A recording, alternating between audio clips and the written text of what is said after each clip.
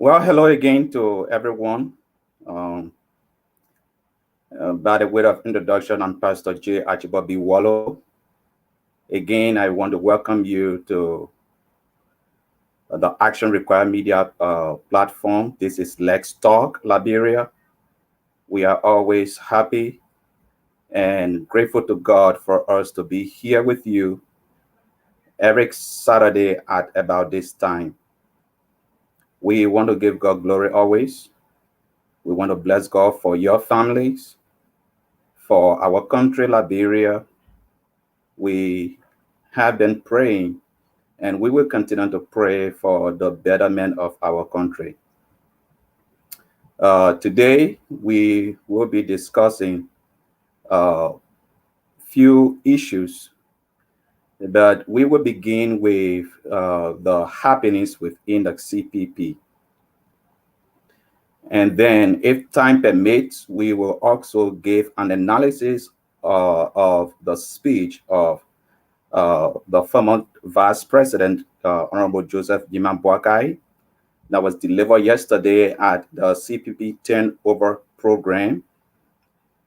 And then for our civic education, we will discuss briefly the responsibility of citizens to their country.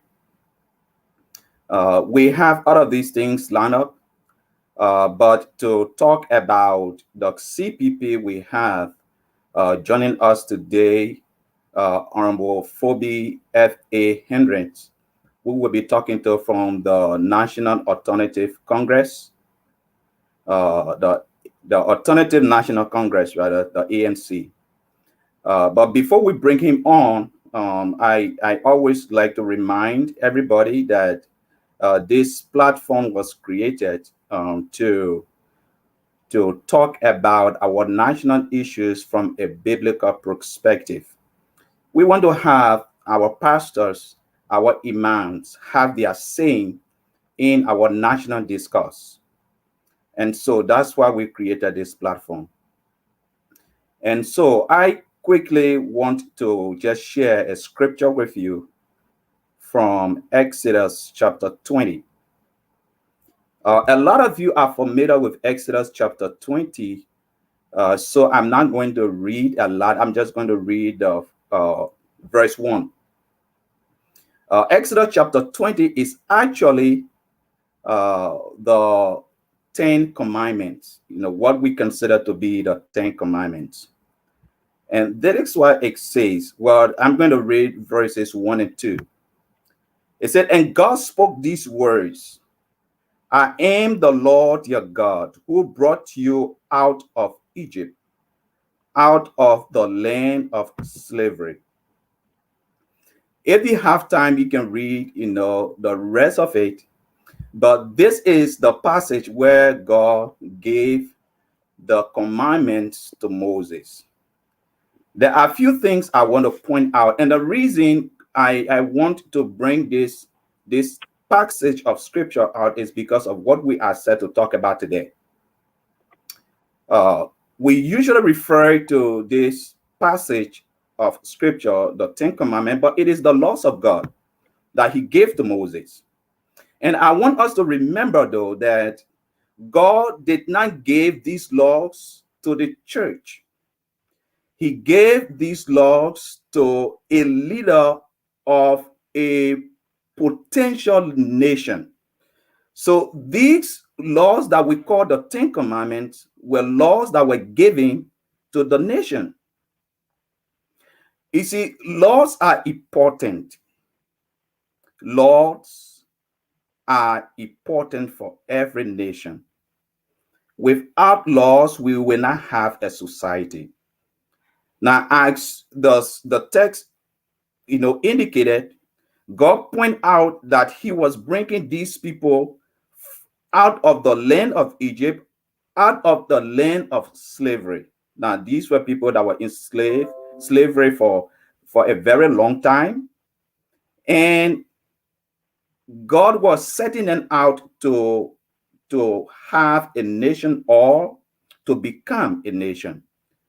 And God knew that if they had the land, the promised land, without laws, the land could have been a lawless land. There is no nation without laws. There is no organization without laws.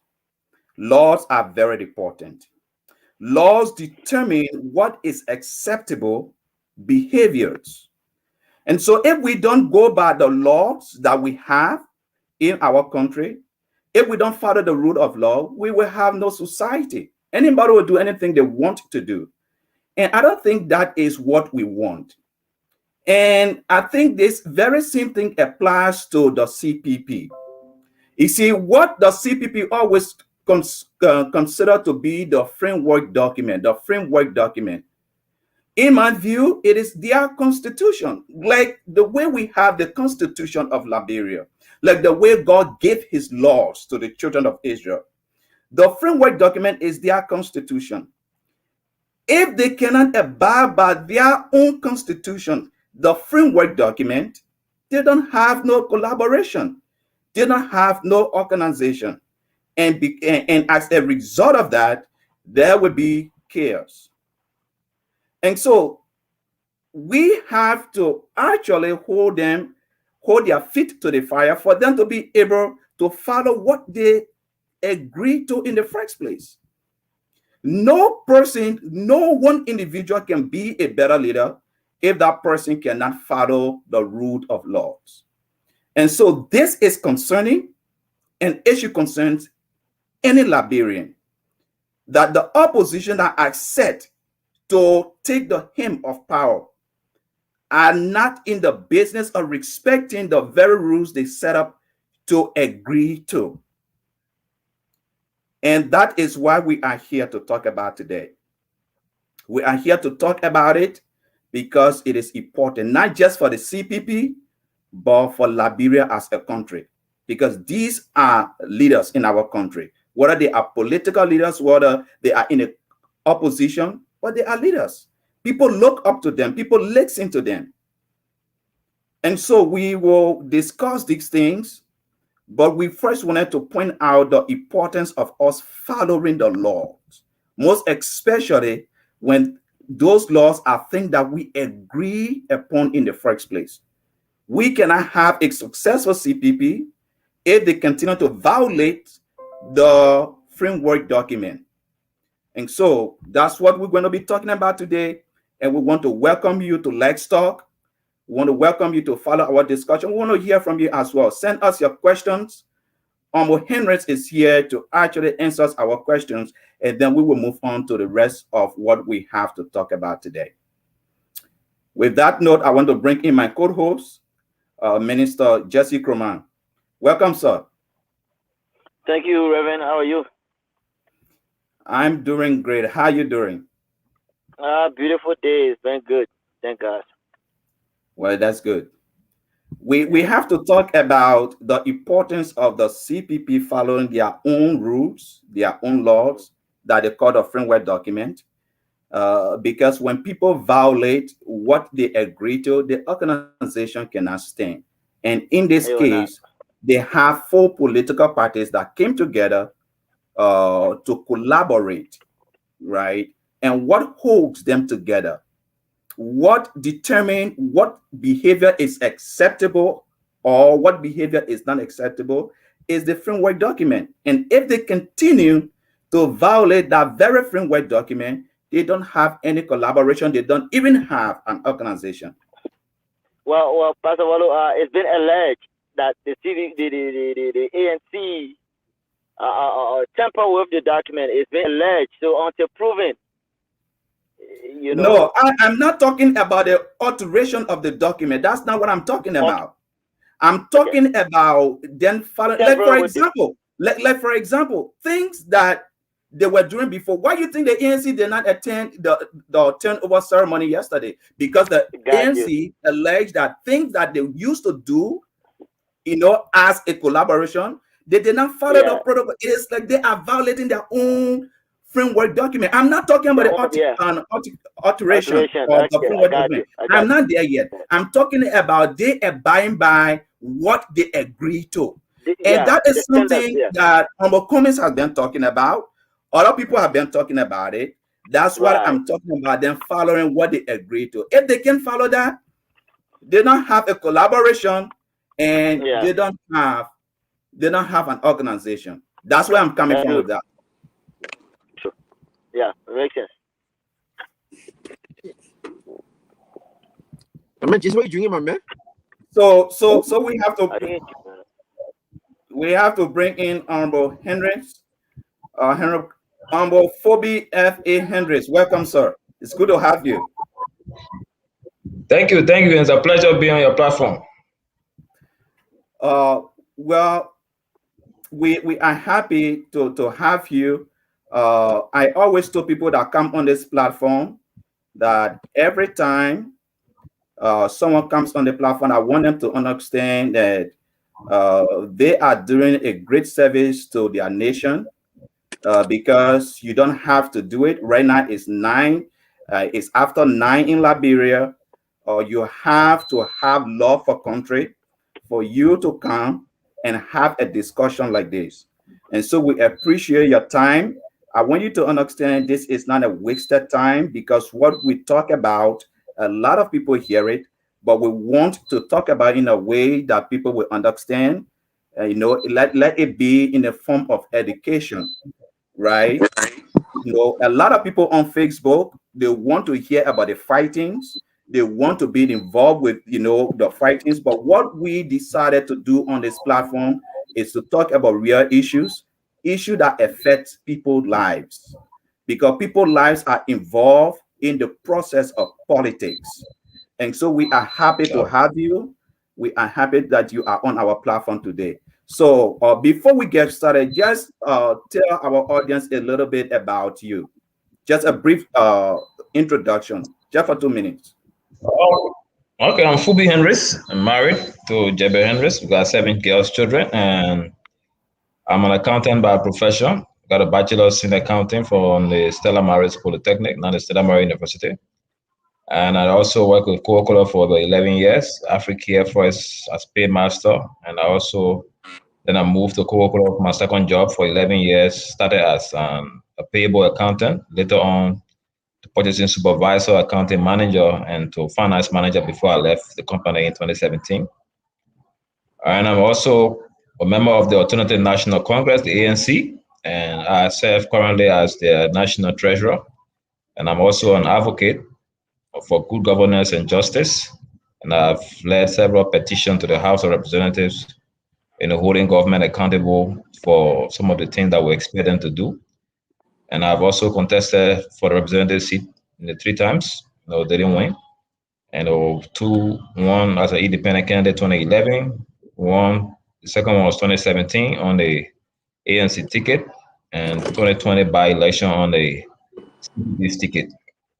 And so I'm one passionate Liberian who believe in many of the things that we should do right to get this country moving. And I also subscribe to the ideology of living by the books and standing up for what we all sign up for. And it's also good that your platform, try to also blend it with the Bible, and that's something I think we should also encourage people to look up to, because we all, one way or the other, believe in God. And if you believe in God, it's also good to give your biblical perspective from whatever angle that you see fit, and that way it also helps to send a message down to your audience or those that believe in you. And but I also always believe in standing up for what is right, even if it means standing alone. I stand up for what is right. Yeah. Well, thank you. Thank you. I think the Bible has a place in our national life. Outside of the Bible, we are not no better country. And so I appreciate you saying that, and I'm hoping and praying that our national leaders can come to understand that, because there are very practical principles that we can draw from the Bible that can help us with our national development. But let's go to the question before I bring in my colleagues. Uh, and I want you to think broadly about this I'm about to ask you, right? Um, the collaboration We can't hear you, political Pastor parties, Wallo. or the collaborating political parties, they came together for a reason, Jesse. and that reason is the purpose, right? Purpose brought them together, whatever that reason is, but something Can I brought hear them him? together. uh And I'm hearing my you. question my Hold on, hold question on, hold to on, you. Pastor Wallo. Pastor Wallo, hold on. Joseph, can you hear him? Yeah, I hearing you, Jesse, but I can hear Pastor Wallo. Can I hear him, Pastor Wallo? No, I'm Okay, not. log out and log back in. Homo Henrys, you can hear me? All right. Yeah, I'm hearing you. Okay. Okay, we're good. Yeah, he will Okay, log good. back in. So as I was saying, purpose brought them together. There was something that brought them together. My question to you is this: do you think the CPP is fulfilling its purpose? Okay, so first thing, just call me Fubi. We all that honorable title, obviously. I got you. Yeah, so I would always love to then respect our guests. yeah, no issue. Just call me Fubi. I don't have a problem with that. So on the issue about the purpose of the CPP, whether we're living up to it, I think somehow, there are a few people that benefited from the purpose of the CPP holding together as a collaboration, and there are others who didn't benefit because of some selfish reasons and the clique system. Everywhere people trying to form clique to undermine the process. If you don't bow down and worship one or two individuals, then they tend to undermine your process. So I think that also is creeping in. But on a, overall, the goal of the CPP is to have the four parties working together on a united front and to engage the government on policy issues, and to also ensure that during elections, we also engage the government as a united front to ensure that we don't give the CDC the opportunity to win seats, because we believe that CDC is producing nothing but bad governance for the country. And if we are to do better, we need an alternative to get CDC off the way, and the CPP is poised to be that alternative. But to some extent, in some elections, it didn't work in line with with that goal, and that's the only disappointing part. But we just got to keep holding it until we get it until we get it right, and until some people can also realize that they have to drop their selfish quest, drop their click system. We all will not agree, and if everybody agrees, then only one person thinking. So we all will not agree. We gotta really respect people regardless of whether they disagree with us. And if somebody disagrees with you and you don't like it, then you trying to form a clique and undermine that process. I think that is also something that we shouldn't subscribe to within the CPP, but that is something that is also within the CPP. And I think that's unfortunate for us. So we are not 100% living up to what we came together for. Okay, but you are hoping and still believe that the CPP can live up to its tenants, things that they agree to. You are still hoping and believe that can happen. Yeah, sure. Okay. Before I come to you, Minister Kuman, let me just ask you this question real quickly. For there are a lot of things that have been going on. We're going to get into that, but let me ask you this: you support Honorable Cummings, Yeah. and recently Honorable Cummings is now in the U.S. There was this video recently where he was addressing partisans of the ANC, and then he said that he will not just let go the accusations that were leveled against him because it has something to do with his character. He is asking his colleagues to give a public apology. That is what he is asking for. Now, my question here is this: what if his colleagues don't give him a public apology? What would be the way forward? I can't speak for him in that direction, but that's something that we also pushing all of them to do. And I also posted on my page yesterday that they need to apologize for us to move forward, because you cannot step on others because you want to rise up. And I think that's just the nutshell of that whole framework alteration allegation. Few persons want to step on somebody to rise up. And it's unfortunate that you will want to rise up at the detriment of somebody's character. And a lot of us in this ANC, we also building our reputation. We got ambition that we're pushing forward.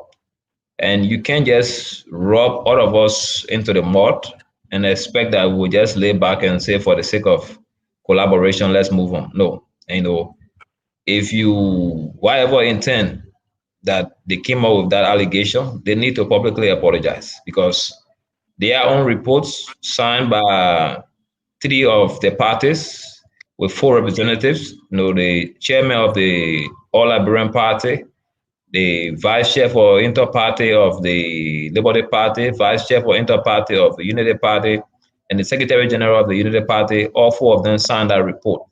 If you read the 15 observations that they made, comparing the document that was amended by the lawyers and the document filed at NEC, they tell you all 15 counts. Same. So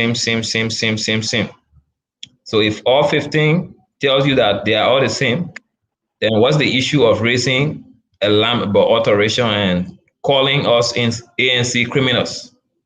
Because in his words, nefarious elements is telling that in individuals, they are criminals. So it is clear. And with dubious intent. What intent? What was the motive? If we want to alter a document, what's the motive behind altering a document? What advantage did the alteration give ANC of Mr. Cummings above the other 3 parties? And because you don't steal for the sake of stealing. I entered the room and say I stole, but I stole the stuff that all are benefiting from. So what's the essence of me stealing if I'm going to steal your money for all of the share? Or our money. I see our money, but all of us supposed to share. If the $100, all of us supposed to share 25. But I stole it and all of you still get your 25. So how did I steal it? If everybody get an equal share of what that money is supposed to be, so that's the same thing. So you can't just rub, blanket allegation. You got your guys all on Facebook insulting, Cummings a criminal. He did this, he did that. Then at the end of the day, we should just sweep it. This is somebody who built his character for over 30 plus years working in professional entities. He got friends that are presidents. He got friends that are multi-billionaires sitting down, managing big corporations and multinational entities. Hearing after working for so long without a single thing on his character, just to get in politics and they hear that you went and you dubiously change articles or content of a document. How do you expect them to take it? There is somebody who wants to represent Liberia, to be the face of Liberia as a president. If he cannot be trusted with just a document to manage 4 parties, how will we trust him to manage a whole country that is going to be signing big concessions? There is somebody who managed a budget of over $200 billion without a single dime being missing from all this conducted against him. There is somebody who sat at lucrative bowls with clean records. Then you just take his character and just rub it in the mud. Get your kids sit down on Facebook and open your wide mouth and just talk rubbish. And everybody should just sit down after we get up and say, oh yeah, it's okay for the sake of collaboration, let's move on. No, you can't move on. They have to come back and undo what they did. And that's why he's telling them that it will not go and they have to apologize publicly. Let the Liberian people know that they lied. They have to do that. It is upon them to do that. And sadly, Senator Kanga Lawrence took the report, put the report down, and also cast blanket allegation against him, not looking at the content of the report. And you expect everybody to just get up now, okay, we all shake hands, we start walking back. No. Yeah. And that's why I'm comparing to even issue that press conference on last week, Sunday. the way he did. He had never spoken like that to them before.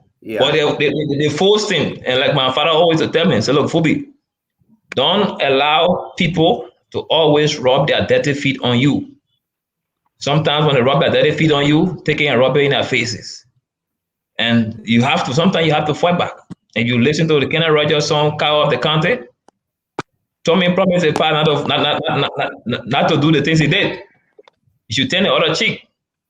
But the day the temper with Tommy's Becky, he didn't turn the other cheek, and he flogged all the 3 gambling boys in the room because the temper with his Becky. So that's the same thing. So they have also tempered with ANC's Becky, and they have tempered with Alexander Cummings Becky, his character. And we will not also allow it to go down. So we will come to the framework document. Let me bring in Minister Krumah, but before I do,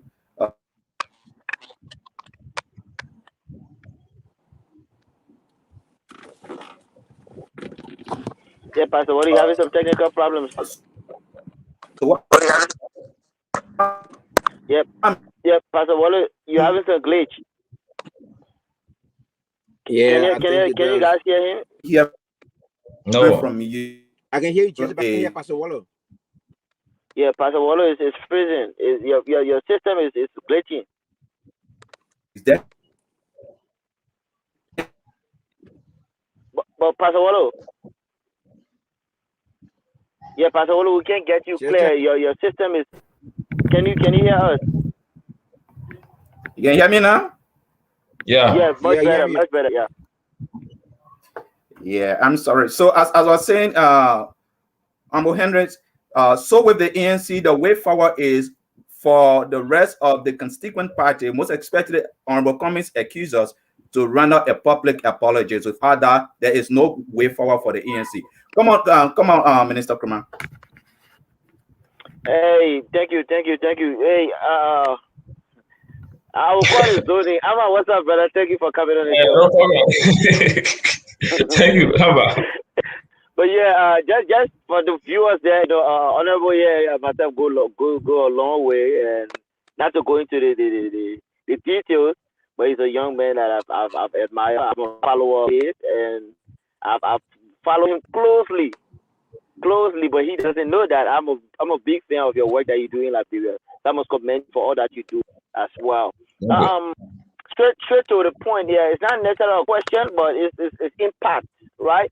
I actually watched the speech from JMB on Friday yesterday, and I thought he did well as much as he's trying to unify the parties to calm down, and I thought he did very well with that. But so I would just ask this question to you. Having been a partisan of the ANC, do you think ANC really needs CPP to achieve its goal? The issue here, the four parties realized that, and after the 2017 election, and if you just following from 2005 also up to 2017, no party won landslide first round. Yeah. The party that won 2005 election had to do it in the second round. And with the support of other opposition parties that came to support. The same thing in 2011. Unity Party couldn't win first round with all that they did. So we had to go for runoff, and other parties had to come on board. And also CDC decided to boycott the 2011 runoff election. So Unity Party had a freeway. You also come to 2017 with all the noise and support, with CDC having 3 parties coming together. And the former ruling party, NPP, the LPDP or New Form Party, and the Congress of the Democratic Change, a major opposition bloc, yet they couldn't win first round. We had to go second round, and they got the blessing of other parties, and that's what propelled them to the presidency. And so the 4 parties also realized that, look, first round has been, all elections are always ending in a runoff. From 2005 to for the three successive elections that we have had. So in order to secure or have a formidable force, let's unite our forces. Let's put our voters together in one basket. And we can, I think with that, if we drop all our voters in one basket and be able to canvass well, and also following the poll performance of CDC, I think most of their disenchanted supporters will also come on board. And that can give us an automatic first round victory so that we don't have to go and waste extra money to do runoff and spend extra money on campaign. It's also expensive. So let's put our egg in one basket and unite ourselves, all the different campaign funding that you have for different parties, we all put it together and we can give a one blow. And so that's the essence of the CPP coming together. And I think, Okay. yeah, and that was also tested in Monserrato with the Dillon's election in 2019. It worked. It was tested in this gone midterm election. Those counties that CPP was actually united, they won them. The counties that they were not united and they had partisan breakaway and forming, CPP couldn't win them. And so we were able to win about 6 elections with complete united front. So if that continues, you can also have an overwhelming victory with against the CDC first round, and we don't have to worry about going for runoff with CDC in 2023. So that's the essence. So, and that's why the ANC is also thinking that we can all push together. But if we decide to split, then automatically there will not be a one round victory for any party. We'll have to have two parties facing off in a runoff. And I don't think we also want to give ourselves that headache, and we don't want to give Liberian people that headache, because right now, if you pass around, the biggest prayer all over is a united CPP. Everybody, the very people that going through the pinch of the day, they are all craving and praying and wishing for a united CPP. So every time I move around, when I get on, people come to me. Remember what you guys are doing, what we're hearing. We hope you guys will hold together. These are the voices that we keep hearing from people that we live around that also look up to us. So that's a trust that I think that we shouldn't break. And I think that's the reason why ANC is also committed to being in the CPP. Just to hold you there, right? We all clearly see that CPP right now there's a lot of bad blood. You test, we see it from outside. There's a lot of bad blood going on right now as we speak, and I don't know if JMB is equal to the task of uniting. But when I look at the work of ANC within the CPP, and that's why that prompted me to ask you that question. Cummings is doing very well in terms of who holds the ticket, who sits on who's the president, but Cummings also represents his party, the ANC, and that's why I'm asking. When you look at the work, and not to compare, but if I should compare, looking at what Cummings is doing versus what JMB is doing, Cummings is winning grounds. Again, I tend to be corrected, but you see that Cummings putting in more work. People are gravitating towards Cummings a whole lot. I mean, I've been doing behind the scenes observation to know that I can stand here to say that I think Cummings do a lot of work. Now, maybe I'm not paying attention to JMB's side. That's why I ask. Yeah, I don't know, but if it goes down to the wire where that bad blood is not settled, because now you got Benin Ayure is involved, you got Nyomli Kanga involved, and the newly sworn in party chair JMB.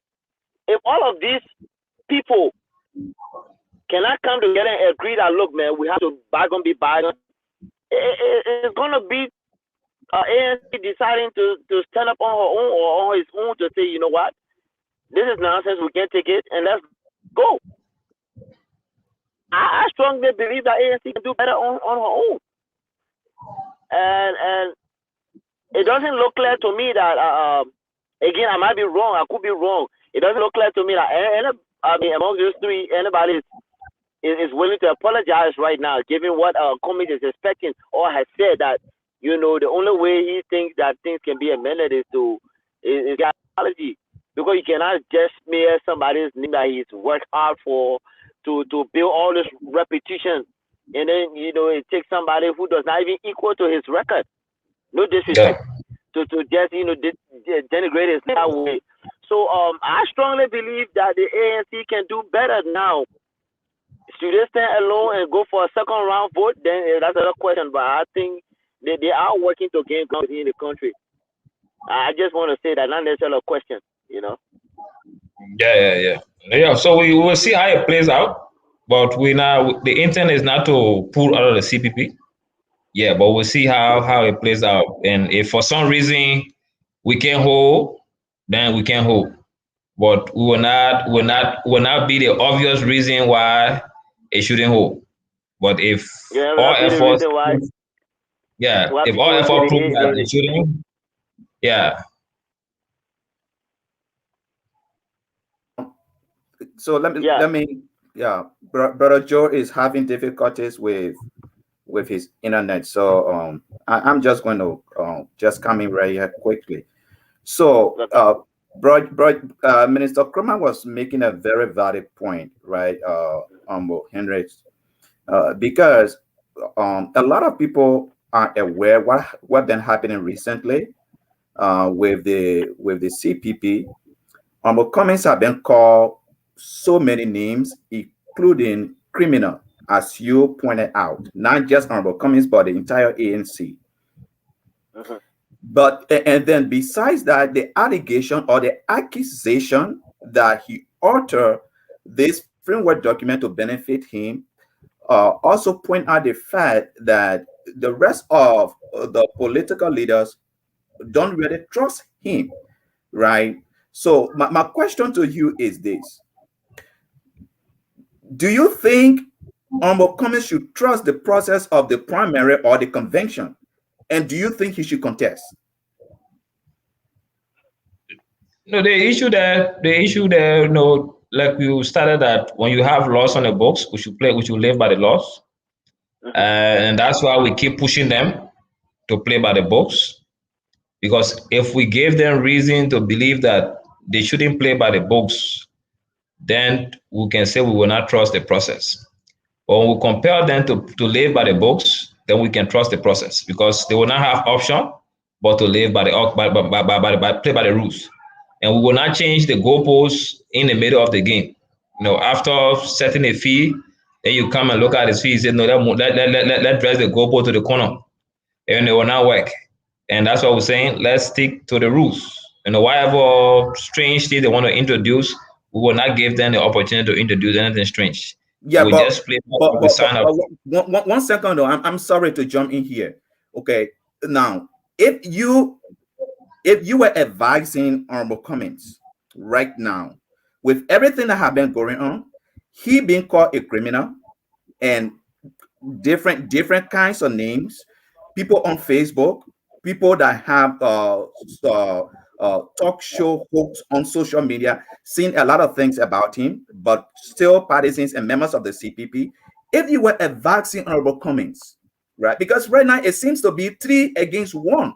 Were you advising to trust the process and to contest in the convention people that really call him a criminal? Were you advising to do that, to trust the process?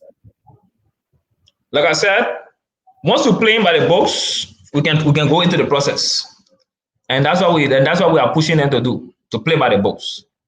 And you saw, and they feel threatened. I can tell you for a fact they are threatened by his presence. But now they all thought that he would have bowed down to their requests to go second to JMB. But the fact that they see that this man is resolved and he's clear to the point that we're going to challenge him in the primary, that alone threatens them. That level of confidence, threatens them. How or why should this man have this much confidence to go to the process over JMB? That's alone. And don't allow fear, because fear is something that holds us back.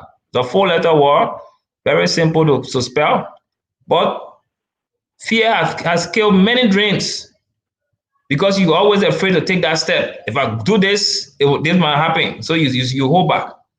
And if you're going to the process, I think you should go there with all the level of confidence and make sure you play by the rules. And for me, I'm one person that I love challenges. If you tell me you can achieve this, I like to dare you. And and that's the kind of at the same spirit that he has as well. And I think we should go to the process. We should just ensure that we play by the rules on the books, and there will be no way that they will be able to do anything all of the way. And during the primaries, there will be reinforced securities.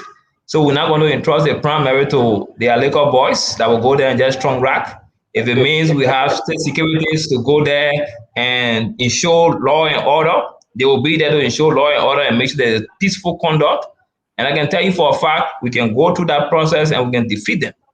And that's the level of confidence that they are afraid of. Because most of the time, some of the primaries, you just have only partisans just go sit down there and lock themselves out and make sometimes midnight. Then you see bottles being thrown from one point to another. We can assure you that the CP primary will not be like that because we have anticipated their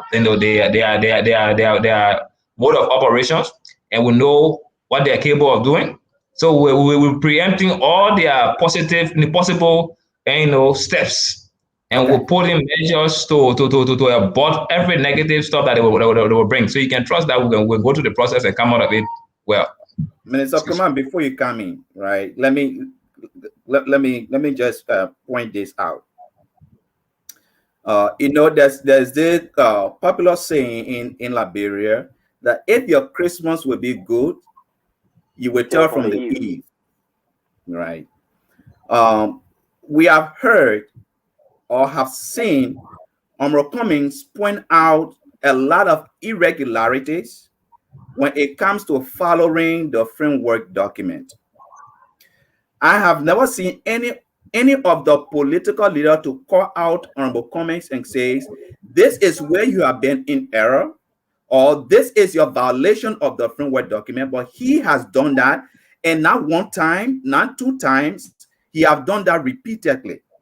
So in my view, he wants the framework document to be followed to the letter. What was agreed on should be followed by everybody, regardless who you are, right? That's what we have seen over the period of time. Now, what that suggests is that people are not willing to follow the framework document as it spells out in the document itself.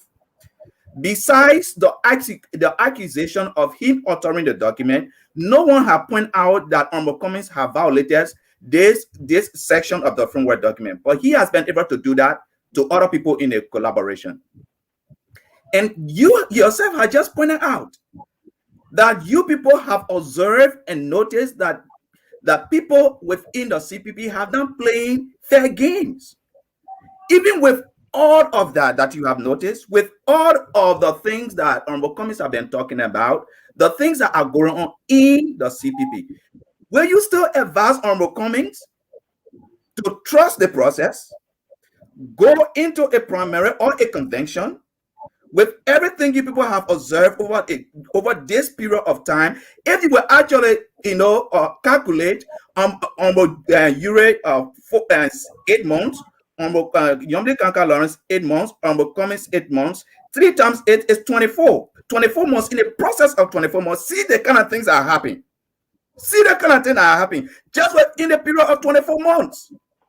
Will you advise Honorable Cummings to trust the process and go into a primary to contest this primary?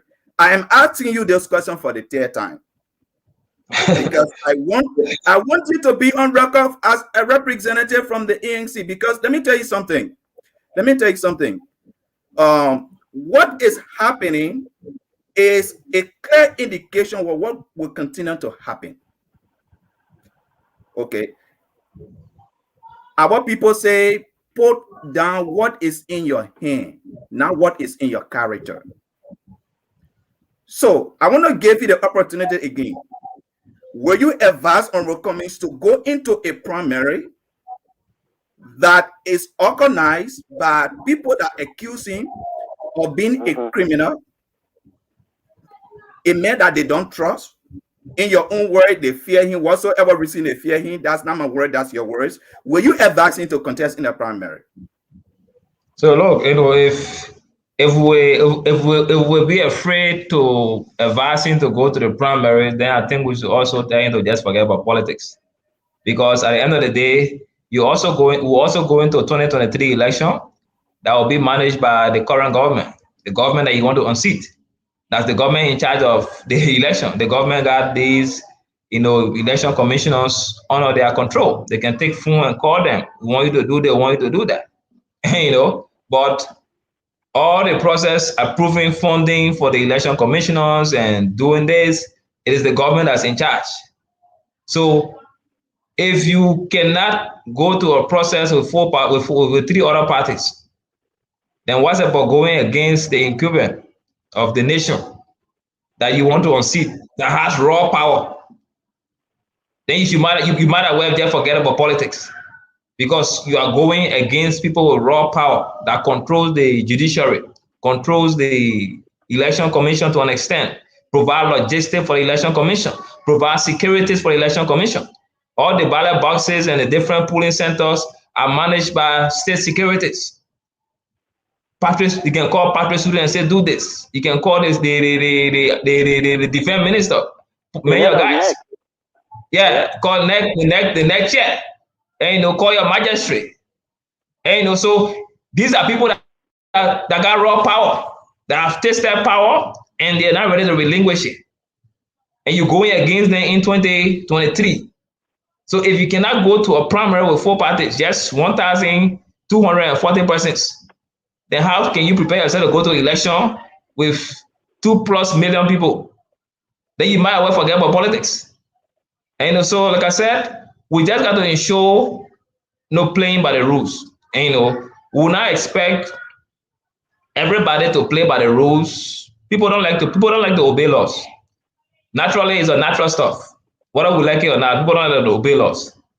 Sometimes you're on the road, they tell you your speed limit is probably 60, but you want to drive 90 because you're late. Until the police grab you and get you ticket, then you slow down. And the police say don't drive, don't drink alcohol and drive. Or you just went to the party. Oh, let me just take 2 or 3 bottles of beer, and you want to get behind the steering to start driving. So naturally, people don't like to obey rules. But when you put measures in place, checkpoints to ensure that they force them to obey rules, they will obey the rules because they know they will have no option. So, like I said, NEC will be there to observe the election, the primary. And if we realize that security issue will be something that we have to do, so we also got to make sure that we got provision for state security to be stationed at the convention site to ensure that there is totally no violence. And because we noticed in Nimba, there were violence with the Tai Wombe and Ide Gongolo primary. And later on, Tai left the scene. Then they went in and they had their primary alone. And that was compromised. So we're saying this time we have noticed all of these things. So going forward, all of these shortcomings that we identify, we just have to put in measures to mitigate them. So if it means that the primary will start with full military or security gear, EROU, paid to be on the site from start to finish, we ensure that they are there. NEC and other election observers will also be there. And we go through the process. That all we want, just want a fair and transparent process. And whoever comes out of that process, we support. But we cannot be afraid to go to the process because we think that the 3 guys are ganging up against us. We know they have their individual ambition. Ure wants to be president. Youngly wants to be president. But they know that they cannot contest and win. So they are gravitating on the weakest link that they think. And that is Joe Boakai. And so that's why they have dropped their ambition to support him. So they're not dropping their ambition because they don't want to be president. No, they want to be president. But they will not run and contest to be president and win. So drop my ambition and see what I can lobby for the VP slot. And Joe Boakai, by 2024, he will turn 80 years old. So They have always been saying the man will die in your face, he will not live long, he will do this. So that anticipation, yeah, that anticipation is what pushing them honor Joe Boakai with the hope that they can go honor him and be Yeah, he successful. died, and somebody 1 or 2 succeed. years, he will die, then they become president. And by that time, the ball changed. That's the only reason why you see them behind. Other than that, if they felt that they could contest the election nationwide and win, they will not be supporting him because the two of them want to be president as well. So Cummings is the only brave one that said, "Look, come what may, we'll go through the process and I think I can defeat Boakai and I can also defeat George Weah at the presidency." And so that confidence is what frightening them. That he's not willing to go on a Boakai with the anticipation and praying that, oh, let me be there after 1 or 2 years, Boakai will die. But they are hoping that they can go on him and after 1 or 2 years he will die. If he don't die naturally, it doesn't die naturally, they can probably even orchestrate it. Because at that point, nobody will want to do autopsy on an 80-year-old, 82-year-old dead body. They will say the man lived a life. Well, we don't know that. We don't know that. Yeah. So that's something for you. And I think that's the background behind the whole framework alteration. Well, let me bring in Minister Kumar. Yeah, just to piggyback, just to get up, pick up from where the pastor just talked about. You know, I will shape the conversation a little bit. You said a lot tonight, and Cummings has a lot on his plate to deal with.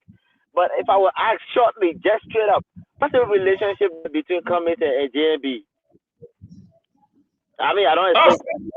Yeah, frankly, I think they should be cool from what I've seen and what he's told me. That and they talk. They have interacted many times, and they've been talking long, even before now, 2018, 2017, 2019.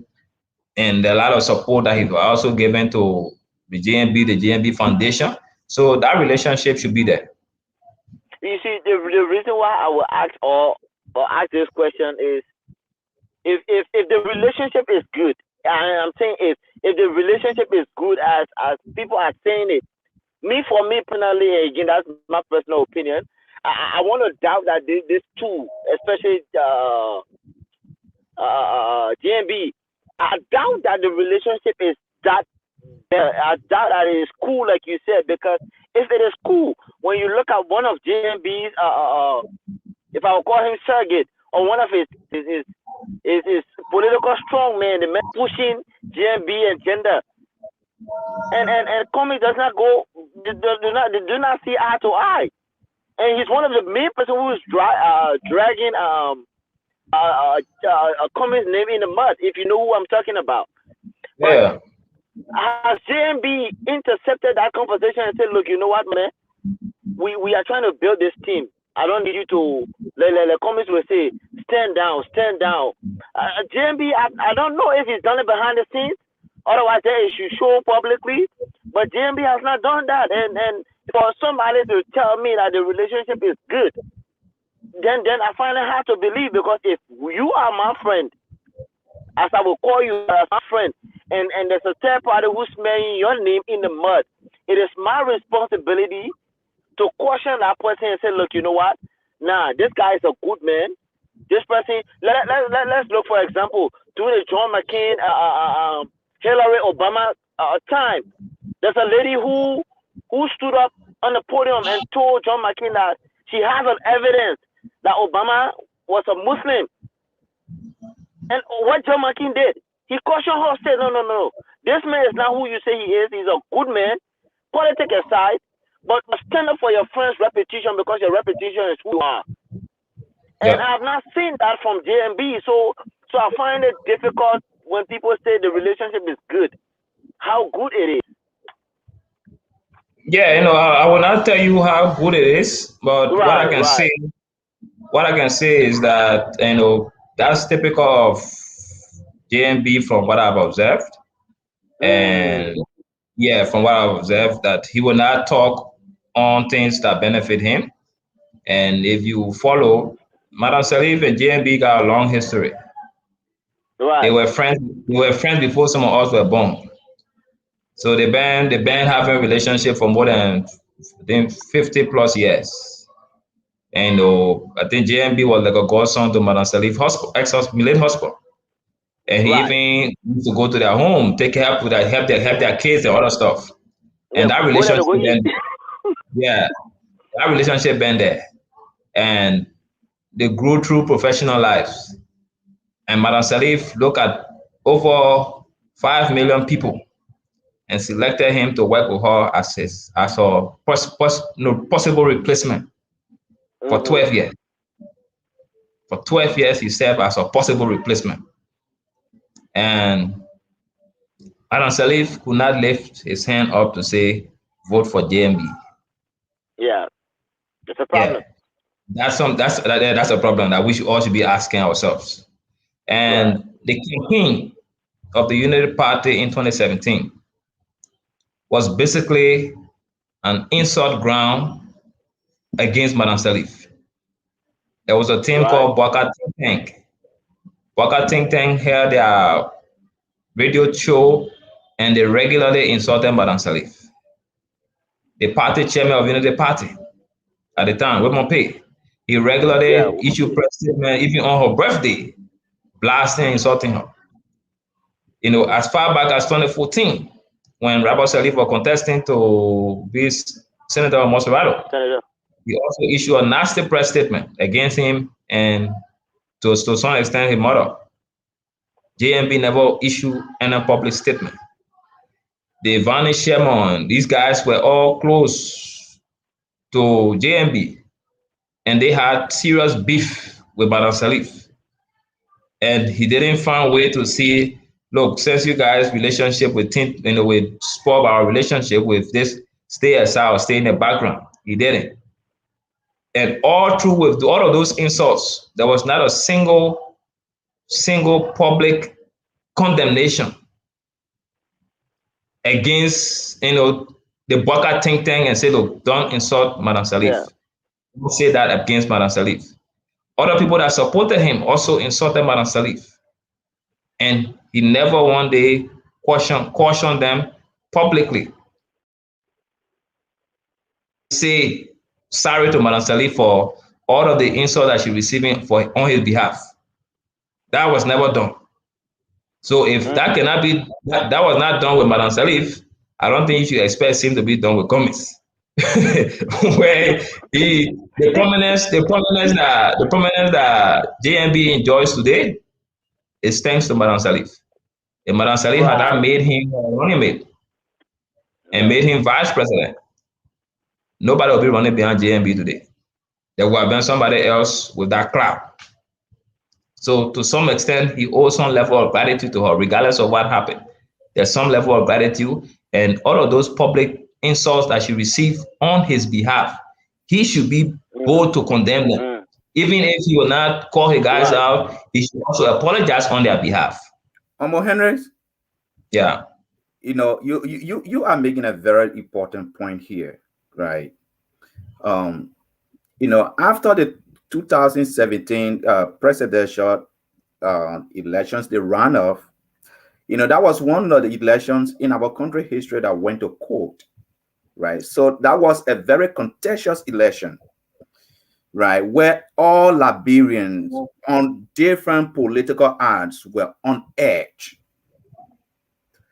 And then in the runoff, you have President Weah, who was then Kennedy Weah, and Ambassador Joseph Boakai, right? After that runoff elections, this is where my respect for GMB grew. He came on the podium and he did something that no presidential candidate have ever done. He conceded. But the concession is one thing, but what he said, right? When the Omek said that the election is over, I congratulate President Weah for his victory. I don't want anybody to use my name and shed Liberian blood. I'm paraphrasing him here. I don't want anybody to use my name and shed Liberian blood. Henry, when Joseph Boakai said that, the entire country became calm. Yeah, I remember. I thought that was leadership. I thought that was love for country.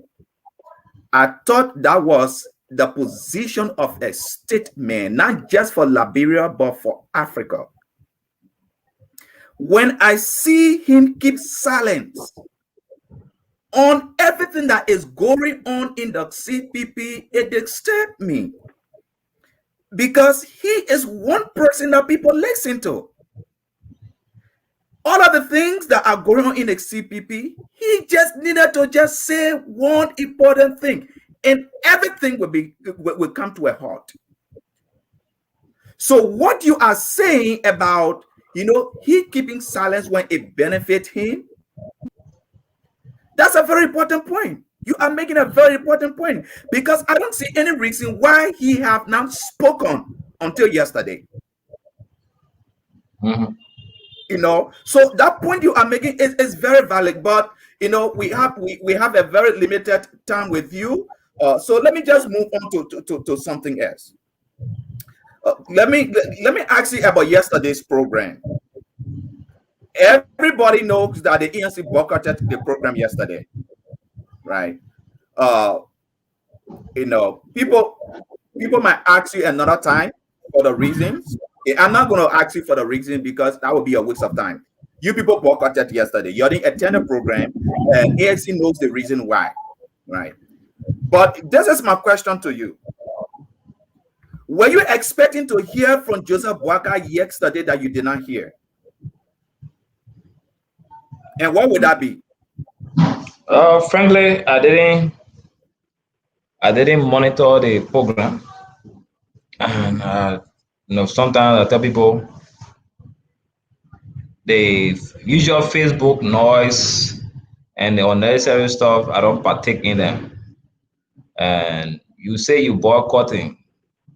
If you boycotting means boycotting. you can boycott. You can boycott by your physical presence, and don't boycott virtually. And then you watch the program or you listen to it. Yeah, so I boycotted 100%. I didn't listen to anything. I didn't go there. Okay, so let me just tell you some of the things he said. I'm going to do it one at a time, and I want to get your reaction on each of them. Number one, he said, now I'm quoting him, right? Boakai said this: CPP remains strong, united, and unwavering. Do you agree with that? Yeah, for now we stay together, so I can say we remain strong, and we the unwavering part, we stay in between, so we can't guarantee that 100%. How about the united part? We hope. Yeah, I mean, by all, we have not broken apart yet, so that unity that doesn't mean unity. No, it stayed there. No, that does not mean unity. We might have some weak links, and but we stay united because we still holding together. Until we disengage, then we'll be torn apart. But for now, we stay the four parties. The CPP is still carved in the framework document, and we are still recognized as four collaborating parties together, and that has not changed. And we can undo that by just the everything in the Facebook and the different radio and public all crowd that we're having. We know that there are some bad blood in, and we will definitely see how we can work them out, and we stay confident. Like we just talked about going to the convention, and I told you that we're not backing up, we go into it, we're confident of going to it. So that should tell you that the unity is still there to extend. And the support base that we have outside of the delegates, they are also praying and hoping that CPP doesn't separate. And so that also tells you that we're still holding together with all the in-house fight. Bringing our dirty clothes on the street and washing it. It's still we're still holding together. So I wanted to say to still keep that. So it might not be all rosy, but we're still holding together. So something else he said, Minister Kraman, before I bring you in, let me just put this in real quickly. We'll soon, be out of time with Honorable Hendricks. Something else he said, and I want to get your take on it. He said this. I mean, I'm confused by this. I'm just asking you, man. I have answer to it, but I just want to put it out there. That is what he said. He said to cast out the ghost of what is reckless politics. To cast out the ghost of what is reckless politics. What is reckless politics, and who you think he's referring to here? I think that goes to Judge Weah. Well, the context he was talking about within the confine of the CPP. Yeah. So if you limited the confine of the CPP, like I said, I didn't listen fully. So, but just take just that one statement. I didn't even have to see the flow of it to cast out, you say, a vote of what is reckless politics. This is what he said. Yeah. He said to cast out the ghost, G-H-O-S-T, the ghost of what is reckless politics. Oh, okay. So probably that, looking at just trying to get it in.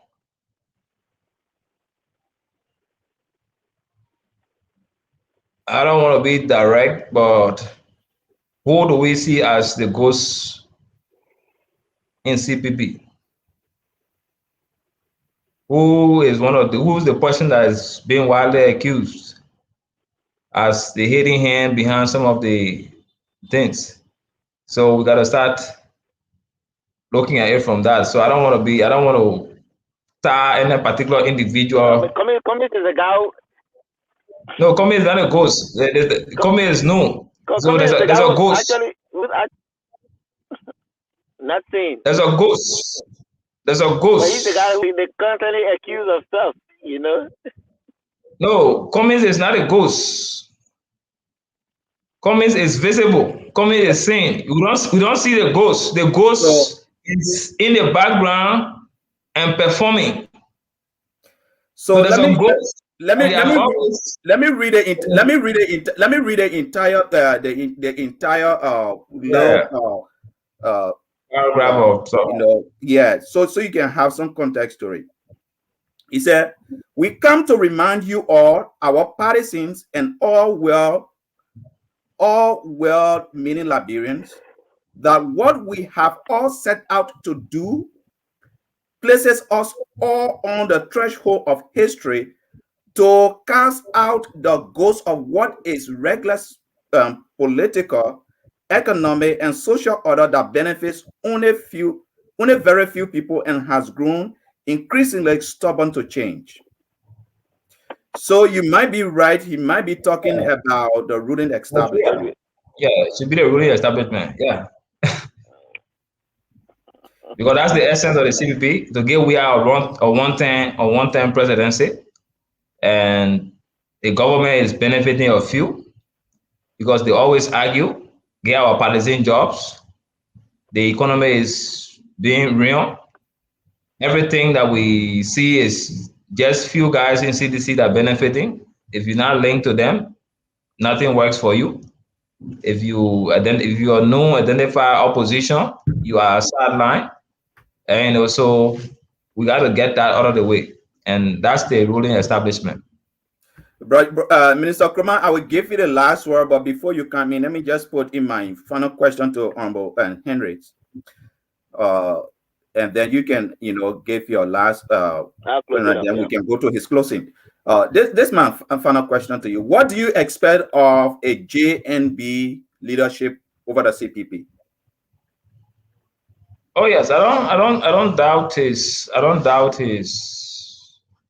leadership ability when it comes to steering affairs, but the perpetual silence that he keeps, having when it benefits him. I think that's something that we don't expect from him this time, because now all attention will be directly placed on him. He's under the spotlight for the next 8 months. And the issue of the parked car in the garage, this time the car shouldn't be parked. And we have placed fuel in it, we have greased the tire and the bearings, we have ensured that the brakes are working, and all the different stuff in the engine, water is there, the engine oil is there, the brake fluid, the mirror, all the view mirror, everything. Well, the car have been test drive in about 3 drivers. So now we are given a car ready to move. And though with the last driver, there was the car went to the dish, and now we brought it back on the road for him to ensure that it moves well. So he has that work to do to ensure that the CPP remains stable.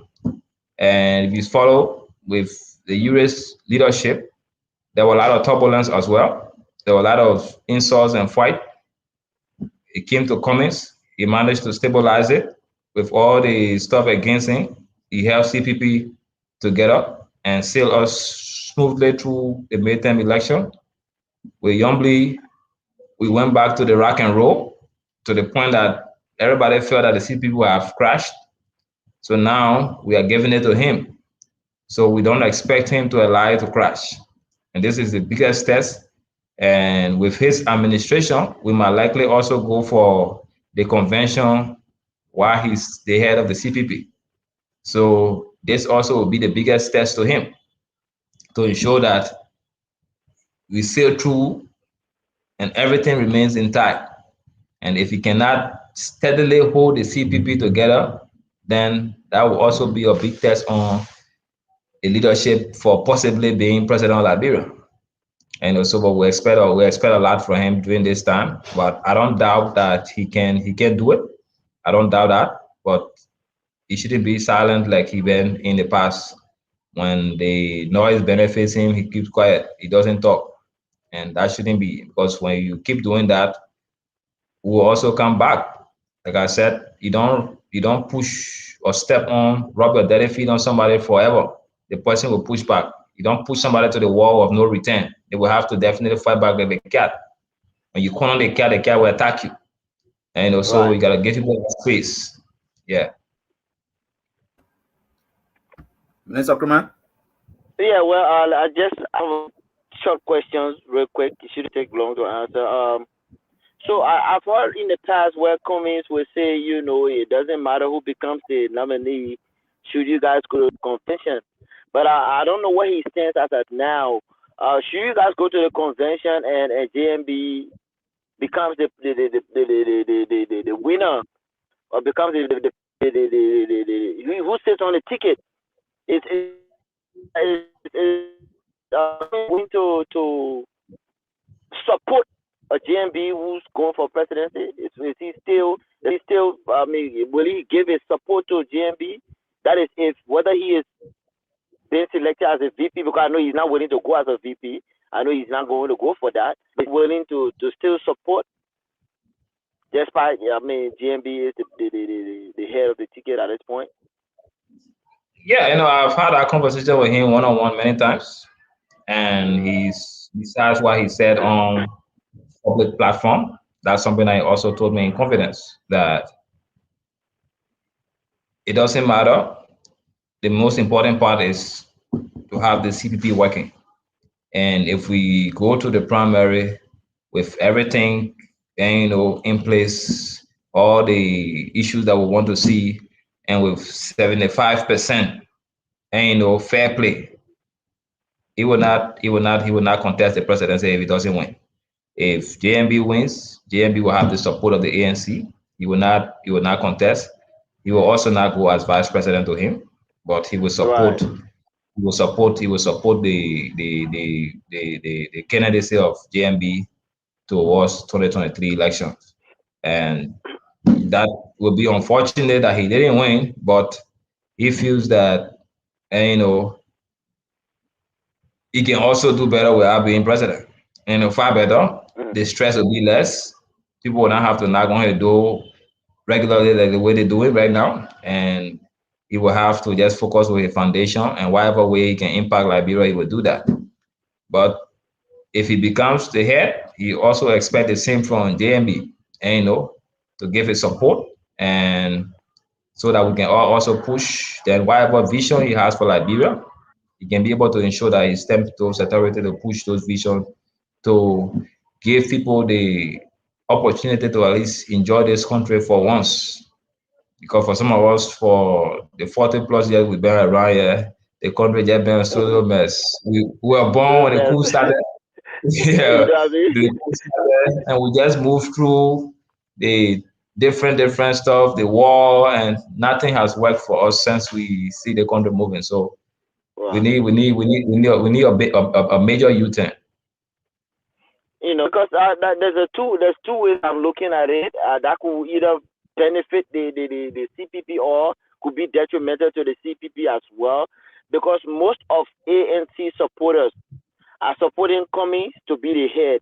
Now, should he, when you go to the convention, should he lose that seat to GMB? That might take away a lot from CPP, because now I'm supporting you for the head, and that would just serve as a no-go zone for some of his supporters. That, you know what, I'm supporting you to be the head, and you've lost it, so there's no need of supporting again. I mean, you think about it, it's a thin line that CPP must be able to correct, whether he's going as a VP or just a normal supporter. It's something critical to look at. And lastly, with this whole framework that's out there coming out, I don't know if there's a tentative date, if there's a date as to when the report will come out. I don't know if you're aware. I mean, when the lawyers are ready to bring the report. And that's my last question, by the way. Yeah, so one of the first point before I get to the lawyer stuff, yeah, I agree with you that partisans will get frustrated when their choice is not selected. But the message that we're also sending to everybody, and both from all the parties, that let's look at CPP. CPP was not formed to make Joseph Boakai president by all means. CPP was not formed to make Alexander Cummings president by all means. Right. CPP was not formed to make Bernard Ure president by all means. CPP was not formed to make Yomi Conga Lawrence president or vice president by all means. So it's a platform that any Liberian that part of these parties can rise up to prominence with political leadership and help to steer the affairs of the country. So it's a platform that all of us that believe in can use to get to governance and help to make the country what we ought to see it be. So that's the mindset that we should all carry. And if we go with that mindset, then CPP will survive, plus or minus who has the ticket. But if we remove that mindset from there and we're only looking at the Cummings factor or the Boakai factor, then CPP will not survive, because we are now making CPP an individual entity, because individuals have lifespan. So there's no guarantee that anyone of us will be around for 2023 election.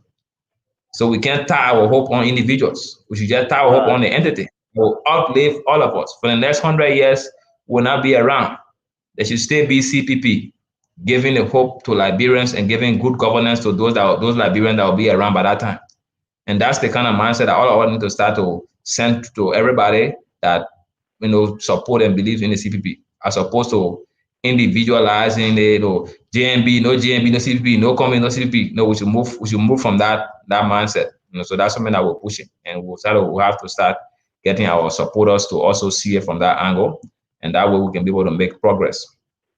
Then on the issue of, and also to do that same thing, 2023, there will be one question that everybody need to answer. There one question when you go into the ballot box, you got to answer, regardless of who won whatever ticket. Was your life better for the 6 years that Jovia had the country for? If your answer is yeah, go for Jovia. If your answer is no, vote Jovia out. So even if you get banana here on a ticket, if your answer that Jovia didn't hear the country for the 6 years right, voting out and vote for that banana head. So that would be one question that everybody need to answer. So regardless of who won the ticket, regardless of who won the ticket, that should be the trigger point. Because the suffering are in the country, they're not asking which party you're from. Yeah. When you go back gas, they can't ask you for your party ID card. When you get in the taxi, the driver can ask you for your party ID card before they call the taxi fare to you. When you go in the market to buy pepper, bella ball, chicken soup, dry boning, and chicken feet and all that thing, the woman again ask you what party you from. They will call the price to you. So when you wake up in the morning, it's about the impact of this government on your life for the past 6 years. If that impact was positive, go by and read let we are. If that impact negative, vote we are out. And whoever we are faces, if we are first round or second round, vote we are out. That will be the ultimate answer that we have to give at the ballot box. And so for me, I'm not worried at that point. You know, after that was my last question, but giving your analysis that the point that you just made, then for me, if you ask me, then I think CPP, and I'm just going to throw a wild card out there, and then I think CPP should get ready to either choose Cummings or then it's going to be the hard way because one, if you should, based on the analysis that you just gave, one will say, I either keep George we are there, then going back to 12 years of Cummings, not Cummings, but JMB who are then there already, and will the lives of the people improve doing, because you always, no matter where we go, you always tie Cummings, you always tie JMB to Helen. Whether who sits on the top or not, you always have that tie, the two of them. So, and again, given the analysis that you made, it's either Cummings or back to George Weah. I'm just going to rest my case on that.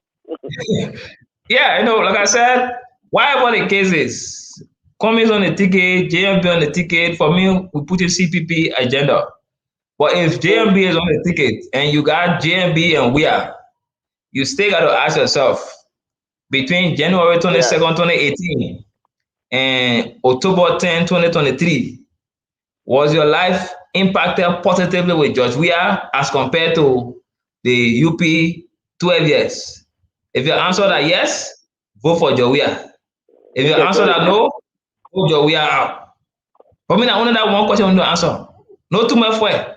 The same way with Cummings. If Cummings on the ticket, if your life will improve with Weah, vote Weah. If your life was not improved, vote Weah out. Yeah, and, that would be simple stuff. Henry,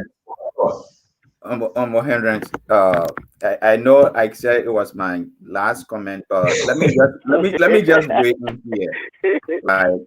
Because yes, in well-developed economies in the world, they ask those kind of questions, right?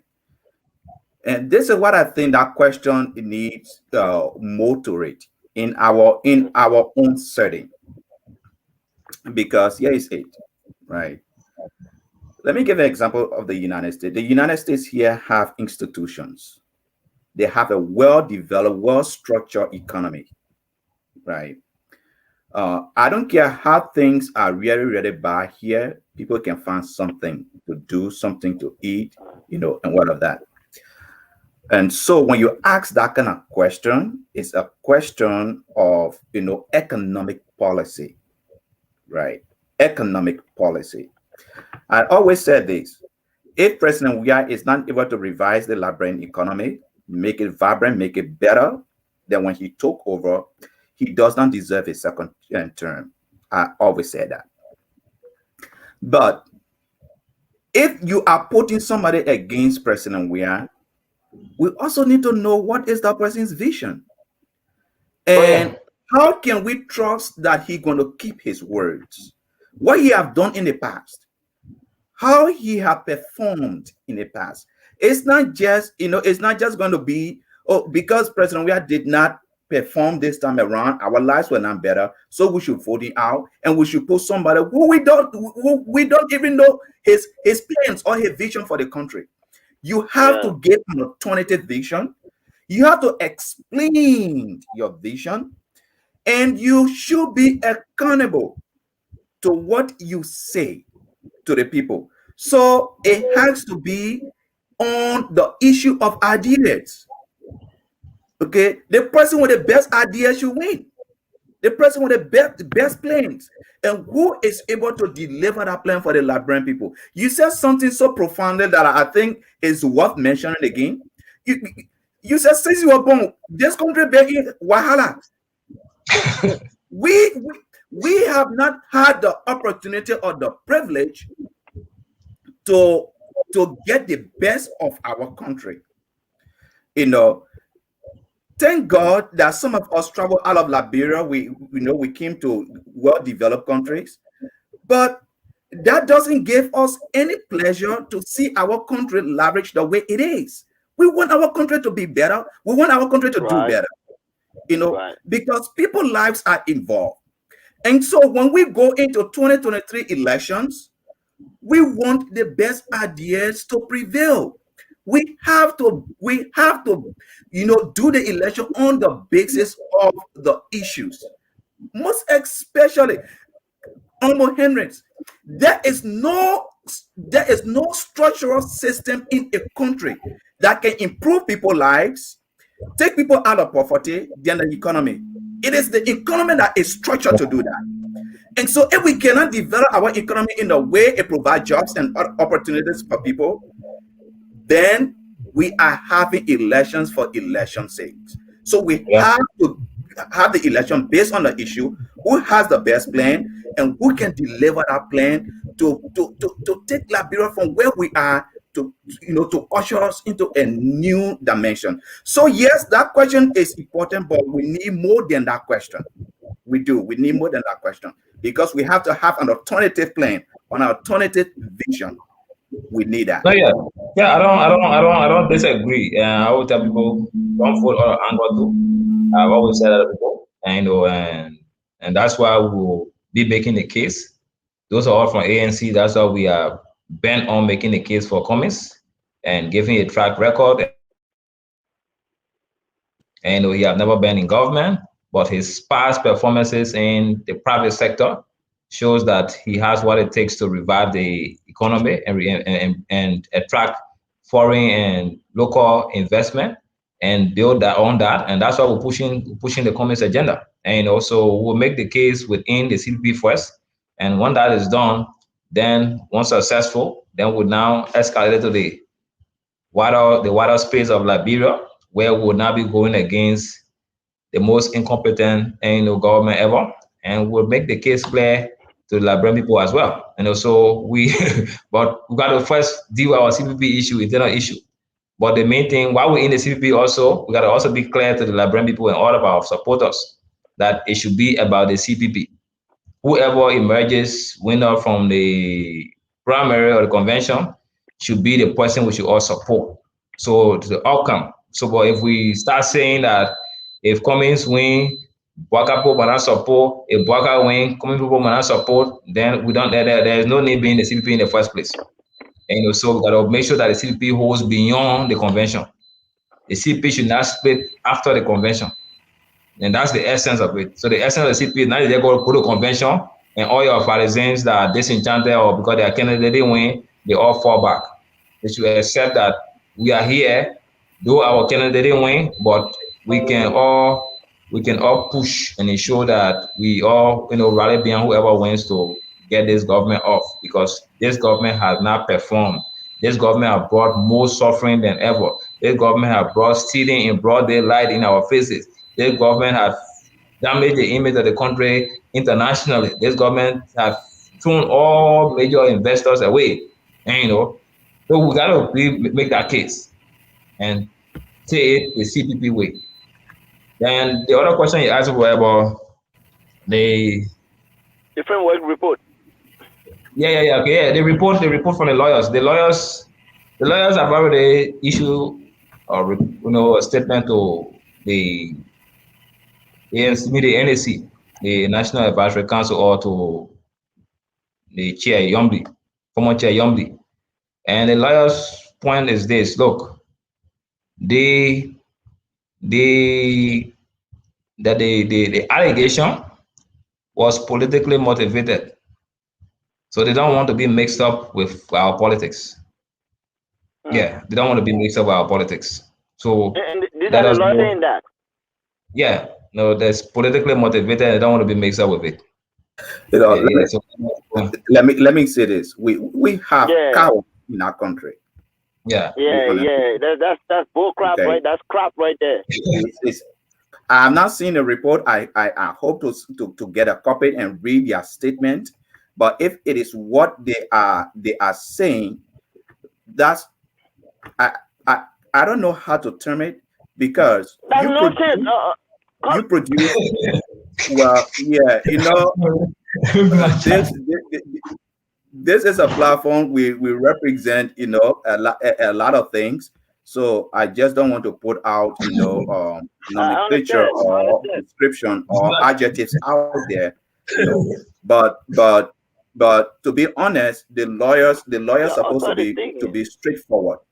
they need to come they're straight. supposed Yeah. to be straightforward.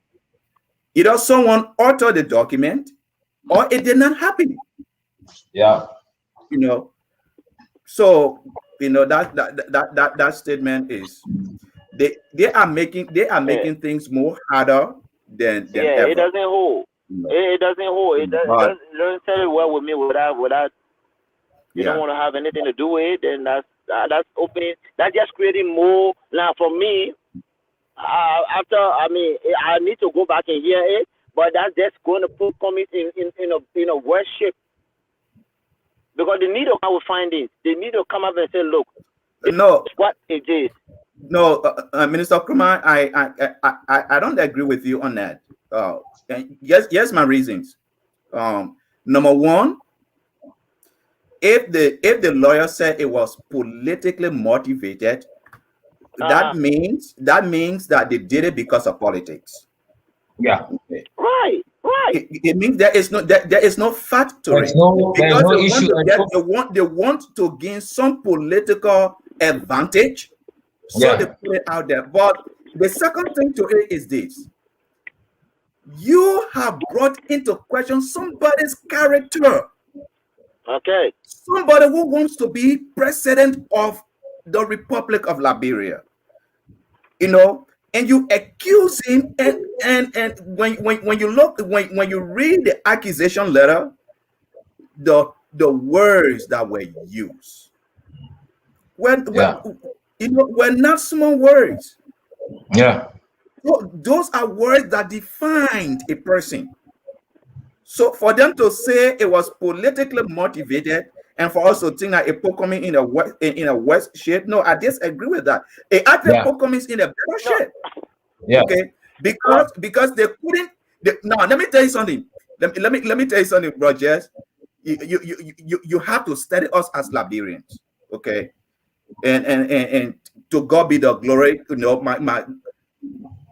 I study psychology, so I deal with human behavior Right. and human minds. Right. If that document was altered, they could have said it. yeah, The reason they went to political motivation is because there is nothing there to prove. There is nothing there to point out to. In fact, the yeah, observation said it. You know, yeah, the observation make it plain that nothing was altered. And this is where Nothing I'm was coming altered. from, right? And this is where I'm coming from, not to prolong the show any longer, but this is where I'm coming from. That will give grounds to either a Nyombli or you will not to apologize because then you left it hanging. And Cummings is saying if the findings of this report is been made clear that I'm exonerated, then I need apology. But then you left it hanging. That gave grounds to a Nyombli or even a Ghana who came up with this whole narrative I mean, for Nyomli now to give to publicly apologize, so they will just leave it hanging as well because there was no Mr. finding. Kuma, I understand you, but anyways, let's get a last word from on both Henry. Before your last word, let me say that we appreciate your time. We appreciate your contributions on our platform. We look forward talking to you in the future, most especially after the primaries. I wanted to know, when will the voter perception survey going to start?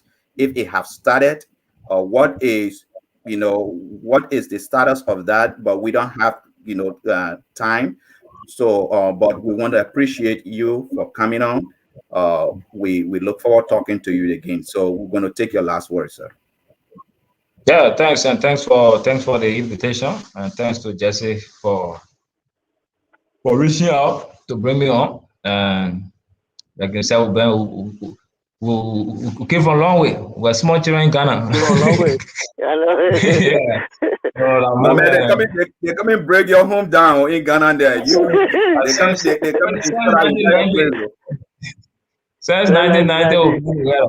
So I was there last month. Some part of last month I was there, but we were talking behind the scene, man. We were talking. Yeah. It's a pleasure talking to you. It's been a minute. You know. I'm glad to see how far you've come, man. You know, just to know that.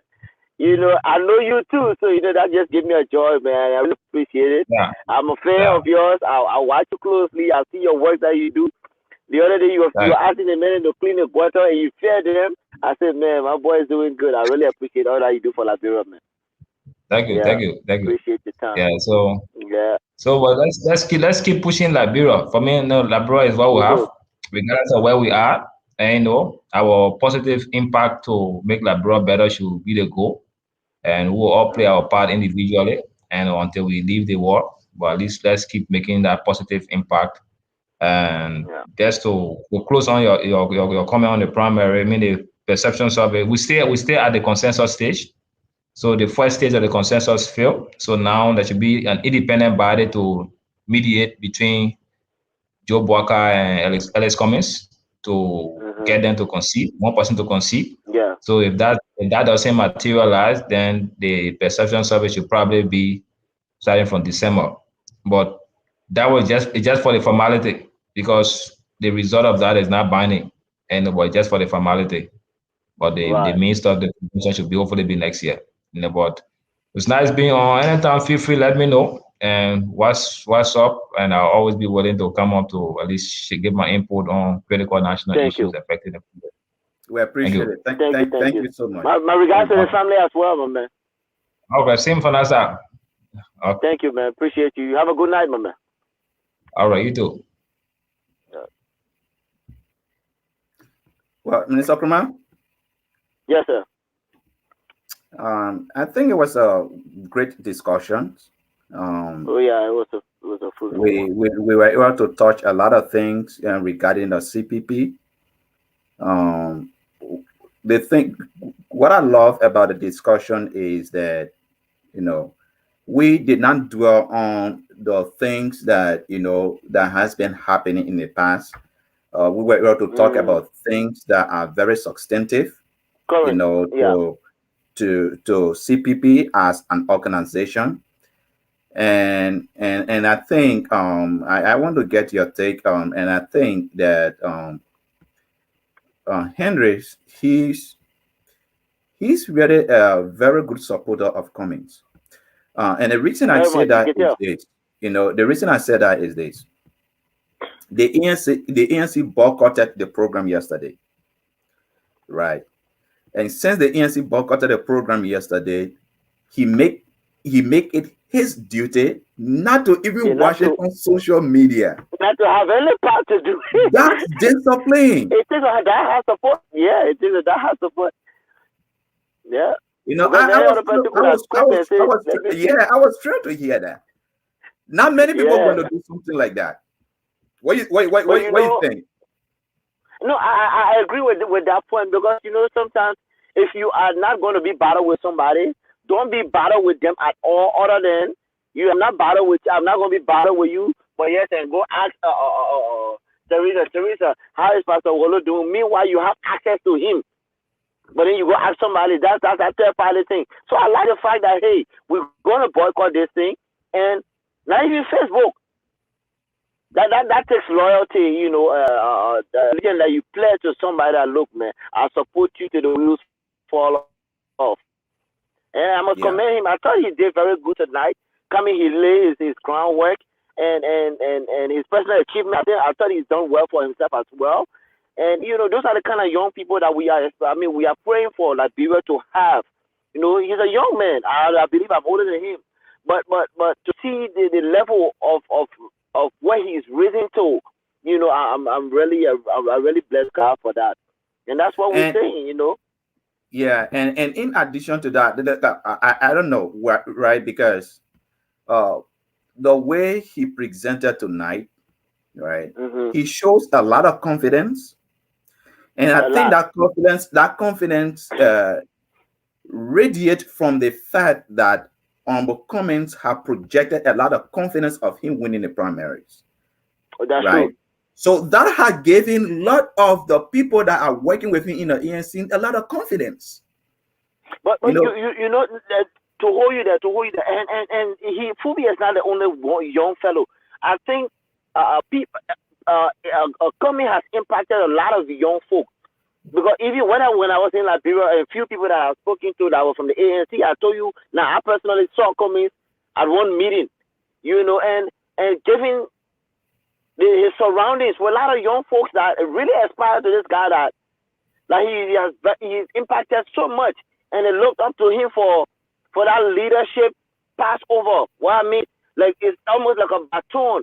So to be very fruitful in impacting young folks' lives, I must commend Cummings again, because I saw it firsthand on people that were around, and they were young people that were hungry to just listen and follow the political leader. And to see Fubi tonight, you know, and I know he's not the only one. There are a lot more young folks that are out there. So I must say that Cummings is doing a lot of good job in terms of impacting the young folks on looking at a brighter tomorrow. You know? Yeah, and the fact that Cummings has projected, or he has presented himself to be this law and order person, you know, who is willing to follow the framework document or the agreement in the framework as it is written. You know, that speaks a lot about who he is. Yeah. You know, that speaks a lot about, you know, what kind of precedent he will want his to character. be when he has the opportunity to serve our country. And at the same time, you know, Ambassador Boakai, he's somebody who you will not find, you know, into this, you know, they say yes, say, you know, just you know, he's not somebody who present himself as somebody who loves confusion. He's a quiet old man. You know, he moves and he does his things very slowly. You know, sometimes he is very slow to react, but I can tell you he's not a lover of violence. He does not love violence. You understand what I'm saying? So we are really privileged and blessed as Liberians to have these two great men, you know, who are wanting to be president of our country. We just have to know what they want to do for the country, you know, how they're going to do it, and why we should trust them, you know. So either of them become, you know, the external bearer of the CPP. I think the CPP is going to put out a very good individual who can represent them in the 2023 elections. And Pastor Wallo, I think you will agree with me that given what we are seeing via social media or direct conversation from back home, you will agree with me that there's a lot of bad blood within the CPP. And for me now, I'll tell you that it's time for Cummings to start speaking out. It's time for him to start speaking. And let the message be toned down a little bit from his surrogates out there. It is time, because it is not doing the party any good, I must say.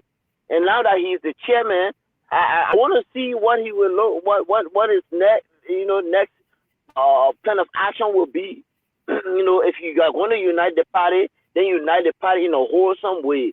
But I want to see a GMB stand up to his surrogates and say, look, like Cummins would say, your ceasefire, your tune it down, your stand down and all of that. I want to see Cummins. I want to see GMB speaks out more. I want to see him unite the party. It don't matter who wins the ticket at the end of the day. But now he's the chairman. I personally want to see him speak out more. And Yeah. that thing where he's quiet and he doesn't, now for Liberian politics, man, you have to be out there. You have to be engaging. You have to speak out, connect. And I think he needs to do more. Yeah. And also also Honorable Cummings is calling, he's asking, well, he's demanding an apology, public apology, for for the accusation that was leveled against him. Mm-hmm. Personally, for me, I think he deserved one. If there was nothing found with the firmware document, if it was not altered, Honorable Cummings should receive an official apology, a public apology, yeah, from CPP. What I am not sure about is whether he's going to get one, and if he does not get an apology, what would be the next action? What would be the way forward? And I think that's where Ambassador Boakai leadership going to come in.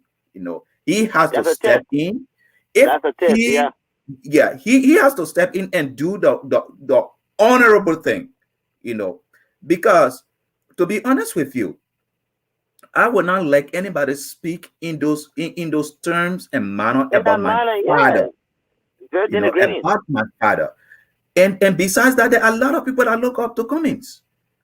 A lot of people look up to him. There is another thing to play politics, but for you to question somebody's character in those terms, that's something they shouldn't just sweep under the rug. They have to deal with it decisively so that it does not repeat in a CPP.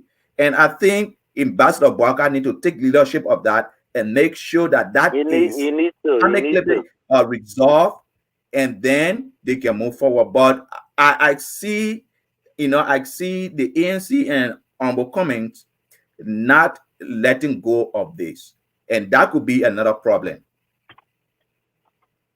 But not to drag this matter any further, Pastor Wallo, you see, if I should see where Cummings is coming from, and just to play devil's advocate here, it's a hard thing for you to build your reputation for over this year, this decade. You've built your reputation throughout this time, and to sit there and watch somebody bring it down, smear in the mud, and you tell me, say, oh, it's politically motivated, or then we should sweep it under the carpet like our people usually do. No, I think Cummings deserves a lot more, because if you want the party to move forward, again, irregardless of who's at the top of the ticket, that apology must be made either by Nyomli or the chairman himself or JMB or whoever. But I think that must be made public, that yes, we wronged you, our findings were wrong. It doesn't take a big person to apologize, but for the better good of the party, somebody must be able to must be held responsible and say, look, you know what, you mess it up, fix it. Yeah, and I'm hoping that Henry's remark about Ambassador Boakai being quiet when it is in his favor. I hope that is not true, and I hope that will not be true in this case, right? Because he can be quiet even though the battle is being fought on his behalf. Now he is the head of the CPP now. Right, he has to bring CPP together. Yeah, he has to bring everybody together, and the way of bringing everybody together is not to say, let's forget it, let bygone be bygone, let's Nah. just move forward. No, you have to deal with it decisively because Mm-hmm. someone's character was questioned. Someone's character was Yeah. questioned. Someone was called a criminal, you Mm-hmm. know.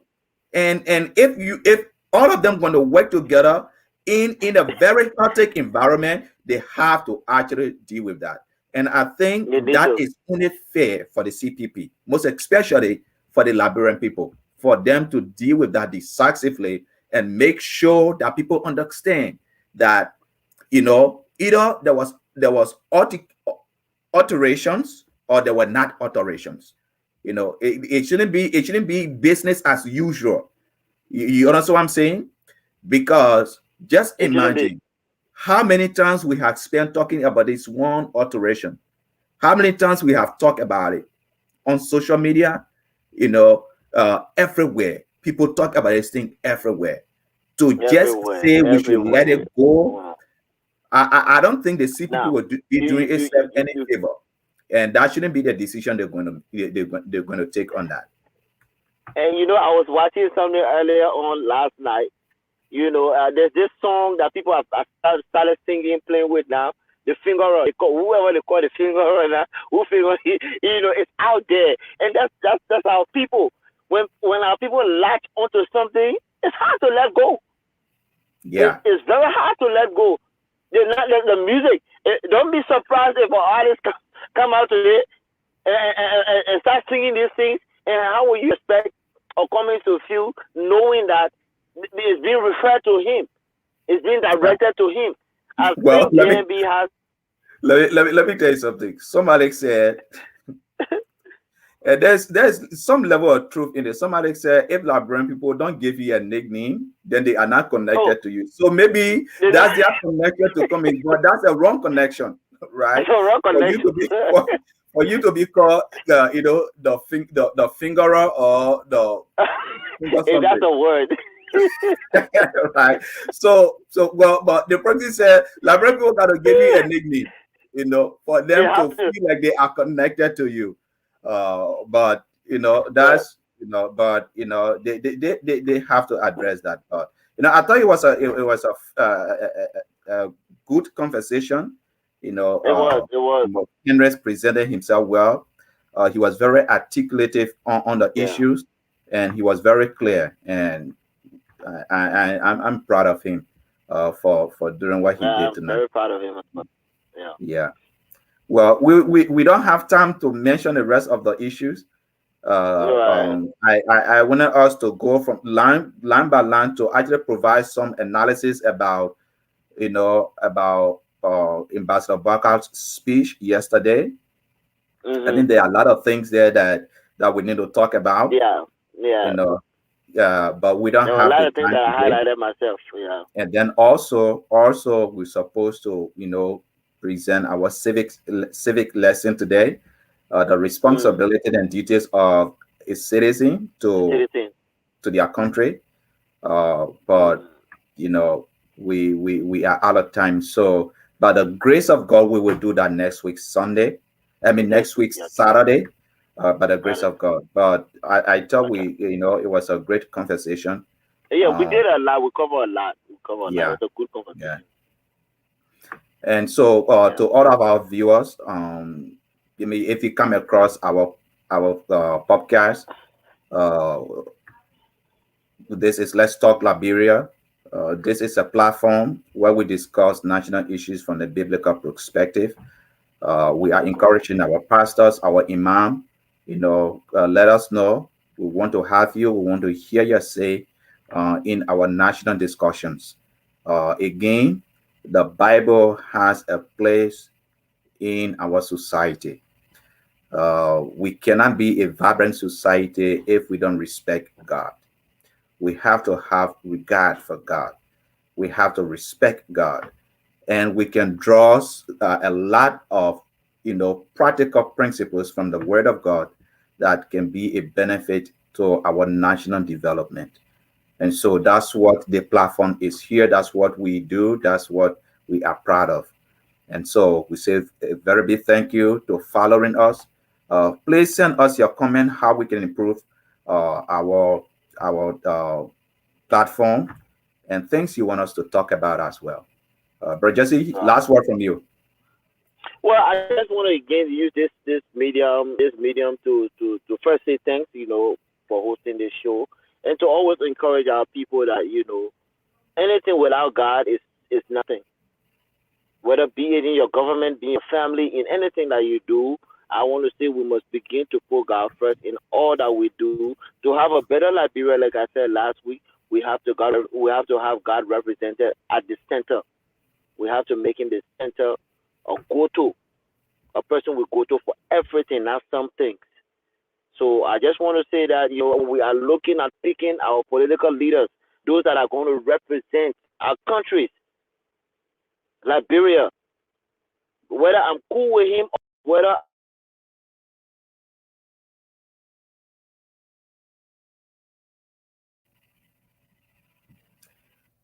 I can hear you, bro Jesse.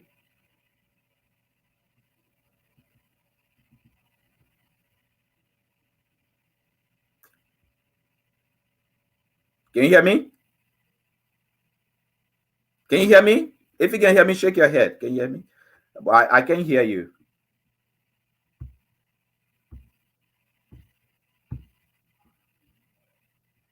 Unmute yourself.